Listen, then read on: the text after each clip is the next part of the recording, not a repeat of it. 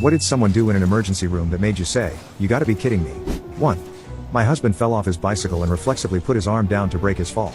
He came home scraped up and holding his shoulder in an odd, pushed back position. It was a weekend, so we couldn't see our family doctor. We live in rural Texas, where there's literally only one hospital per county. He was in excruciating pain when we arrived at the ER.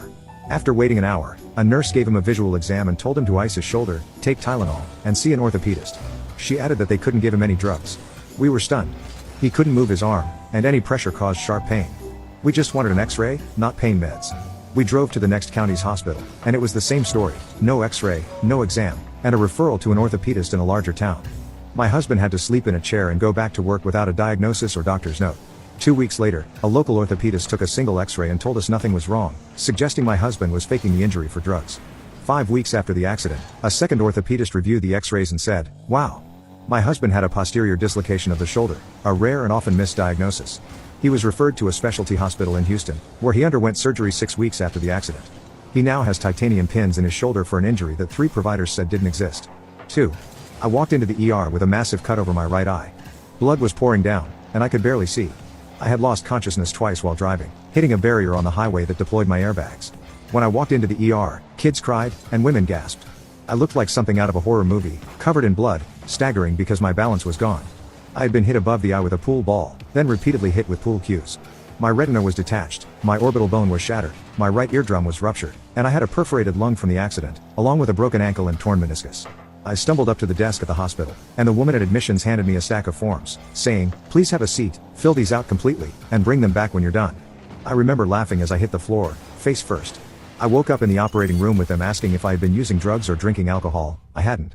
I slept through the entire triage, x-rays, and a full-body MRI.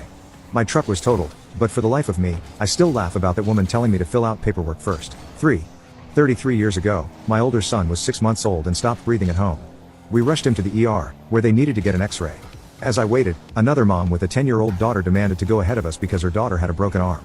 I told her that my baby had nearly died from lack of oxygen and deserved to be seen first. She yelled that her daughter was in pain and needed an x-ray immediately. I turned to the technician and said, "Do you triage cases here by severity?" The technician agreed and took my baby first. He was diagnosed with pneumonia. Years later, when my 12-year-old daughter fractured her arm, I didn't demand priority. Instead, I told the parents of a baby needing x-rays to go first. It's just common sense. My daughter's fracture was minor, and I was thankful it wasn't as severe as my son's case years earlier. 4.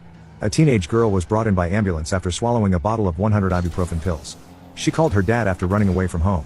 When her mom and stepdad arrived, the nurse, who knew the parents, said in front of the girl that she was just lying for attention. He called her a liar and discharged her. 6 months later, they discovered she wasn't lying. The ibuprofen caused a massive gallstone that required her gallbladder to be removed at 17. 5. My friend, a doctor in the ER, was hosting an American physician for a training exchange. The American doctor asked, "How many gunshot wounds do you see?" My friend replied, "Maybe 4 or 5 a year." The American doctor was shocked and said, "Wow, that's a lot. I thought you had gun control here." My friend clarified, 4 or 5 a year is a lot for us." The American doctor laughed and said, "Oh, I thought you meant per shift." 6. Several years ago, I cut my foot badly, but it wasn't very painful. My mother-in-law, who was an ER nurse, insisted I go to the ER for stitches. When I got there, I saw a gurney soaked in blood and heard a teenager screaming. His arm had been ripped off by a farm auger. After waiting a while, an old man started complaining about how long it was taking. I couldn't help myself and said, "Go rip your arm off, and you'll be at the front of the line." I've been triaged to the front before, and I fully appreciate the system. I could have waited all day for them to help that kid. 7. I was 15 and had a severe case of the flu. My dad was in the last stages of heart failure, so my mom was overwhelmed. After a week of no improvement, she drove me to the ER. The doctor needed blood samples, but I have slippery veins and was severely dehydrated. He couldn't get any blood after 6 attempts. I looked at my mom and cried, "Mom, help." My mom was a nurse and very skilled, but back then, nurses were deferential to doctors. Still, when I asked for her help, she stepped in. She said, "Let me try. I'm a nurse." The doctor handed her the needle, and she got my blood on the first try.